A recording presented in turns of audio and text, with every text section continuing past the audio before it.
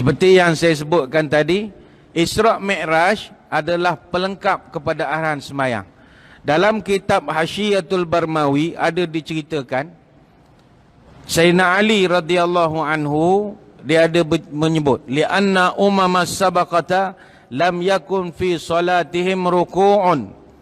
Umat-umat dahulu mereka semayang tidak ada rukuk. Maka kata Sayyidina Ali, awwala salatin raka'na fil usru, semayang pertama yang kami semayang ada rukuk adalah semayang asar. Lantas Ali bertanya kepada Nabi, ya Rasulullah, ma hadha? Apa hal main bongkok-bongkok ni? Tak pernah pula kita buat bongkok-bongkok begini. Bihadza umirtu, kata Nabi, inilah hak saya diarahkan semalam. Maka sejak daripada itu diadakanlah rukuk. Nabi kalau tak ada semayang, dia nak duduk gua Hira, dia nak buat amalan apa? Semayang itulah yang dilakukan. Begitu juga Isra' Mi'raj, ketika dia berkumpul bersama para Nabi di Baitul Maqdis, apa amalan mereka buat ramai-ramai? Semayang itulah. Jadi semayang ibadah tua. Ibadah tua yang ketiga adalah puasa. Surah Al-Baqarah ayat 183. Ini saya tak urai, tunggu bulan Ramadan insyaAllah penceramah-penceramah akan terangkan. Maka balik kepada korban sebagai satu ibadah yang tua, ini jelas. Seperti yang dinyatakan tadi, pertama sekali Allah rekodkan dalam Quran, surah Ma'idah ayat 27, korban antara Habil dan juga Qabil. Yang kedua, kita boleh tengok zaman Nabi Nuh alaihissalam, korban ini telah pun dilakukan dan pada zaman baginda diadakan tempat khas untuk melaksanakan korban. Begitu juga zaman Nabi Ibrahim, syariat beliau berbeza dengan syariat Nabi kita. Iaitu zaman Nabi Ibrahim, korban itu asalnya boleh korban roti, boleh roti dijadikan alat untuk dikorbankan. Kemudian naik taraf, korban anak lembu.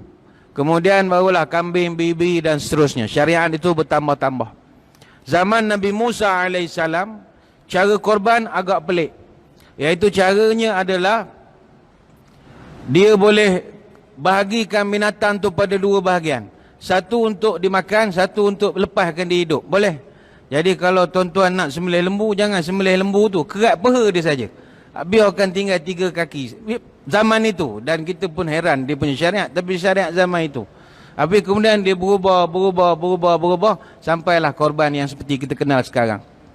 Sebab itu Discovery Channel ada menayangkan satu dokumentari mereka temui di kawasan piramid di Mesir, dipanggil Serapeum of Saqqara, iaitu kawasan pusat penyembelihan lembu di zaman Firaun. Mana zaman itu korban pun dilakukan, tapi telah pun diperhalus syariatnya sampailah sekarang. Hadirin hadirat yang dirahmati Allah, timbul pertanyaan, apa hal kita ni disuruh berkorban pula? Apa sebab kita ni disuruh berkorban? Ada satu hadis panjang daripada Aisyah radhiyallahu anha. Kata Aisyah, Nabi pernah menyebut, ma amila ibnu Adam yauman nahri amala ahabba ilallah azza wa jalla min ihraqatid dam. Tidak adalah amalan yang paling disukai oleh Allah yang dilakukan pada hari raya haji, melainkan mengalirkan darah, kata Nabi.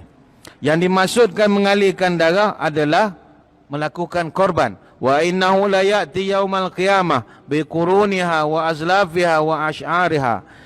Nanti binatang-binatang itu yang dikorbankan akan datang pada hari kiamat dengan tanduk-tanduk dia, kuku-kuku dia dan juga bulu-bulunya, dan diletakkan di atas timbangan neraca kita.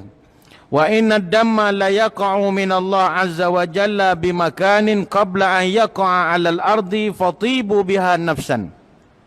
Dan darah binatang korban itu mendapat kedudukan yang tinggi di sisi Allah, dan sebelum dia jatuh ke bumi, Allah dah pun beri markah kepada kita. Oleh itu ikhlaskan hati ketika berkorban. Korban binatang ini, baik itu kita digalakkan binatang ni ada tanduk. Apa sebab? Tanduk-tanduk ni akan menjadi pemberat neraca kita. Itu untungnya. Korban yang tuan-tuan bakal laksanakan nanti, binatang tu akan jadi kita punya pencen insurans kita. Dia datang untuk nak memberatkan timbangan.